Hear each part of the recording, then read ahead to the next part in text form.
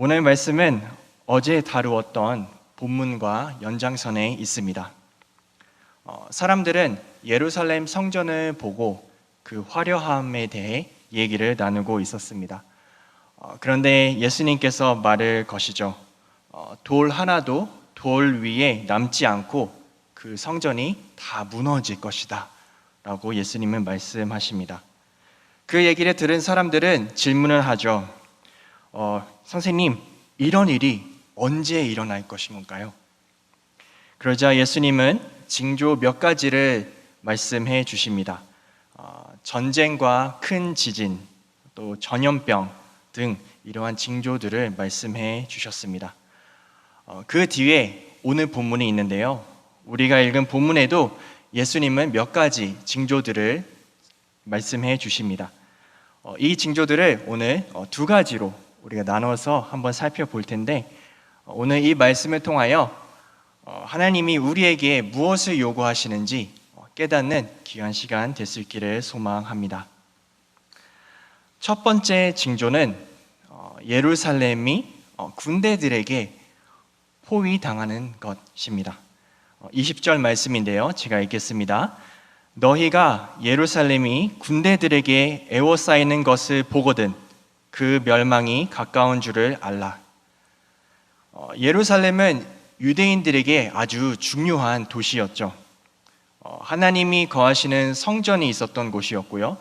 언약 백성들이 하나님을 예배하는 장소이기도 했었습니다. 성전은 유대인 신앙의 핵심적인 요소였죠. 그러나 예수님은 주변 군대들이 이 예루살렘, 이 성전을 에워싼다라고 말씀하십니다. 그리고 결국 그 성을 멸망시킬 것이다 라고 예언을 하셨습니다. 왜 이런 일들이 일어나게 될 것일까요? 22절 말씀인데요. 우리 한번 같이 읽어보도록 하겠습니다. 이 날들은 기록된 모든 것을 이루는 징벌의 날이니라. 네. 예수님은 이 날들은 곧 징벌의 날들이라고 얘기를 하고 계십니다. 언약을 저버린 언약 백성들, 하나님께서 언약 백성으로 삼아주셨는데 그들이 그 언약을 저버리고 하나님을 배반하고 떠났기 때문에 하나님께서는 이러한 징벌을 내리신다라는 것이죠. 하나님을 섬기고 하나님만 예배해야 되는 언약 백성들이 하나님을 사랑하는 것보다 성전의 화려함, 성전의 아름다움, 또는 자신들의 신앙의 형식들을 조금 더 중요시 여겼던 것 같습니다. 이러한 변질된 신앙을 갖고 있었던 백성은 정작 자신들을 구원하러 오신 예수님을 알아보지 못하고 그를 배척하고 그를 죽이려고 했습니다. 이러한 완악한 백성들을 두고 하나님께서 어떻게 하실까요? 네, 하나님께서는 그들을 징벌하시려고 합니다. 그 이유는 아마도 하나님께서 사랑하시는 그 언약 백성들이 다시 하나님께로 돌아올 수 있도록, 악한 길로 나아갔던 하나님의 백성들이 회개하고 돌아올 수 있도록 하나님께서는 이러한 징벌을 내리시겠다 얘기하고 있을 겁니다. 따라서 예수님은 21절에서 경고하고 계십니다. 이렇게 얘기하고 계시죠. 유대에 있는 자들은 산으로 도망가라. 그렇죠? 예루살렘 성 안에 있는 자들은 그곳에서 떠나라. 그리고 촌에 있는 자들은 도시로 들어가지 말아라 라고 얘기합니다. 제가 방금 말씀드린 것에서 동사 세 가지가 드러나는데요. 이 모든 동사, 세 가지 동사는 다 명령형입니다. 지금 예수님께서는 얘기하고 계시기를 산으로 도망가라. 그렇죠? 예루살렘 그 성에서 떠나라. 바깥에 있는 촌에 있는 사람들은 그 도시로 들어가지 말아라. 얘기하고 있는 것이죠. 예수님은 과연 왜 이렇게 명령을 하고 계신 걸까요? 그 이유는 하나님의 진노와 심판이 임하는 예루살렘은 결코 사람들이 살 수 있는 곳이 아니기 때문입니다.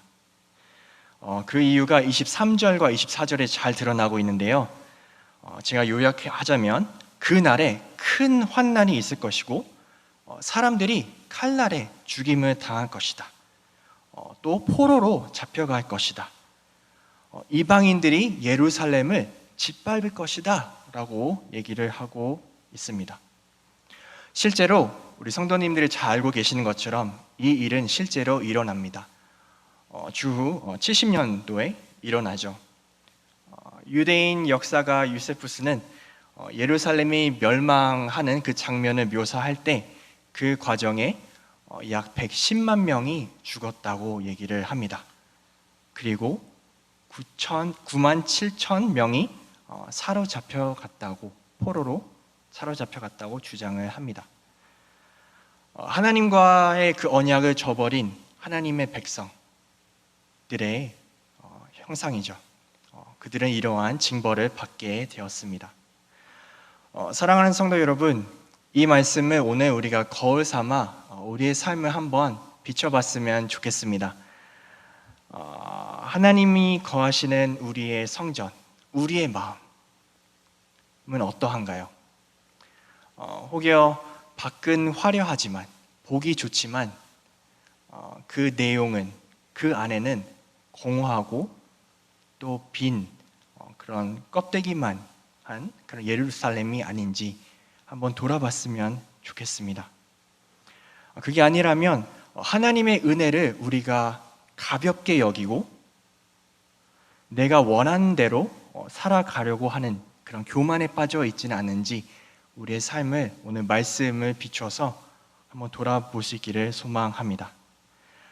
만약 성령 하나님께서 이 시간 생각나게 하시는 부분들이 있다면 예수님이 말씀하신 것처럼 아직 군대들이 예루살렘을 에워싸고 있을 때, 아직 기회가 있을 때 그곳에서 떠나 우리의 유일한 피난처 대신, 우리의 유일한 소망이 되신 하나님께로 도망가실 수 있기를 소망합니다. 두 번째 징조입니다. 25절에서 28절에 나오는데요. 바로 기이한 현상과 인자의 오심입니다. 사실 이 부분은 학자들의 견해가 조금씩 다릅니다. 이 부분은 예루살렘이 멸망하는 그것과 함께 나타나는 징조라고 말하는 학자들이 있는 반면에 이것은 종말의 때를 가리키는 본문이다라고 말하는 학자들이 있습니다. 그 학자들은 어떻게 얘기하고 있냐면 앞에서 예루살렘에 멸망당하는 그 모습은 그냥 예고편이고 앞으로 다가올 종말, 인자가 다시 오실 때, 예수 그리스도께서 마지막 날 재림하실 때 그 종말의 때를 나타내는 것이라고 얘기를 하고 있습니다. 오늘은 그 후자의 견해를 따라서 오늘 말씀을 이어가도록 하겠습니다. 예수님은 25절에서 기이한 형상이 있을 것임을 말씀해 주십니다. 1월 성신, 제가 이 단어가, 이 표현이 뭔지 좀 궁금해서 찾아봤는데 쉽게 말하면 해와 달과 별, 그렇죠? 해와 달과 별에 징조가 있을 것이다 라고 얘기를 합니다. 더 나아가서 예수님은 바다와, 그렇죠? 파도의 크고 거친 소리로 인해 민족들은 혼란에 빠질 것임을 말씀해 주십니다. 우리 성도님 여러분들은 혹시 2004년도에 인도네시아 쪽에서 일어났던 쓰나미를 혹시 기억하시는지요? 저도 이제 그 지역 근처에 있었는데 제 지인들이 이제 인도네시아에 있었습니다. 근데 이제 인도네시아에 있었을 때 그들의 이야기를 들었습니다. 파도가 몰려왔을 때 정말로 혼란이 있었고 말 그대로 케어스라고 얘기를 해 줬습니다. 26절에 보면 하늘의 권능들이 흔들린다고 말합니다.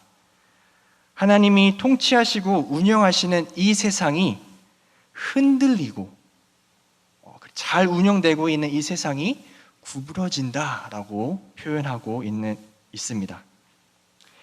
이 징조들이 얼마나 강렬한지 무서워하고 두려워한다, 기절한다, 그렇게 예수님은 표현하십니다. 앞으로 이 세상에 어떠한 일이 닥칠지 무서워하고 그것 때문에 기절한다라고 얘기를 하고 있는 것이죠. 우리의 삶을 한번 돌아봤을 때 우리는 하루하루를 살아가는 것 같습니다. 내일 우리 앞에 어떠한 일이 닥칠지 모르고 당장 내일 코로나 상황이 어떻게 다시 발전할지 모르는 그런 상황 속에 있습니다. 코로나가 아니더라도 우리 성도님들 각자의 삶 속에서 맞이하고 있는 여러 상황들, 지병들, 어려움들이 있을 겁니다. 그러한 어려움 속에서 우리는 혼란에 빠질 때가 종종 있습니다. 이러한 종말일 때 예수님께서는 아주 놀라운 일이 일어날 것이다 라고 얘기를 해 주십니다. 오늘 본문 말씀 27절인데요. 우리 한번 같이 읽어보도록 하겠습니다. 그때에 사람들이 인자가 구름을 타고 능력과 큰 영광으로 오는 것을 보리라. 아멘. 이때에 인자가, 그렇죠? 예수 그리스도께서 구름을 타고 왕으로 이 땅 가운데 다시 오실 것이다 라고 얘기해 주고 있습니다. 혼란스러운 이 세상 가운데, 악만 존재하는 이 세상 가운데 참된 왕이신 예수 그리스도께서 다시 오신다 약속을 해주고 있습니다. 28절에 보시면 이럴 때 그러면 성도들은 어떻게 해야 되는가 얘기해주고 있습니다. 제가 읽겠습니다. 이런 일이 되기를 시작하거든 일어나 머리를 들라 너희 속량이 가까웠느니라 하시더라. 예수님은 이러한 일이 일어날 때, 인자가 다시 올 때 너희들은 일어나 서서 머리를 들으라 라고 얘기를 합니다. 여기서 머리를 들라 라고 하는 것은 마침 승리한 사람들의 모습을 나타내주고 있습니다. 왕으로 오신 예수님이 오셨기 때문에 우리는 이미 승리했다 라고 얘기하고 있는 것이죠. 하나님을 끝까지 신뢰하며 예수 그리스도를 기대하며 고대했던 성도들은 예수님께서 다시 오실 때 참된 구원을 맛보게 될 것입니다. 이제 말씀을 정리하도록 하겠습니다. 종말의 때를 살아가고 있는 우리들은 어떻게 살아가야 되겠습니까? 하나님께서는 성경 말씀을 통하여서 우리에게 징조가 있을 것이다 얘기를 해주고 있습니다. 우리가 그 징조들을 잘 보고 깨어있고 기도하며 나아가야 된다 성경은 얘기해 주고 있습니다. 제가 오늘 이 본문 말씀을 묵상하면서 하나님께서 떠오르게 하셨던 본문 말씀이 있습니다. 그 말씀만 읽고 오늘 말씀을 마치도록 하겠습니다. 요한복음 14장 15절에서 18절 말씀인데요. 제가 읽도록 하겠습니다. 우리 성도들이 어떻게 살아가야 되는지를 얘기해 주고 있습니다. 너희가 나를 사랑하면 나의 계명을 지키리라. 내가 아버지께 구하겠으니 그가 또 다른 보혜사를 너희에게 주사 영원토록 너희와 함께 있게 하리니 그는 진리의 영이라. 세상은 능히 그를 받지 못하나니 이는 그를 보지도 못하고 알지도 못함이라. 그러나 너희는 그를 아나니 그는 너희와 함께 거하시며 또 너희 속에 계시겠음이라. 내가 너희를 고아와 같이 버려두지 아니하고 너희에게로 오리라. 오늘 이 말씀에 얘기하는 것처럼 하나님의 약속을 붙들고 오늘 하루 그리고 남은 사순절 기간을 보내실 수 있는 우리 성도님들 되시기를 소망합니다.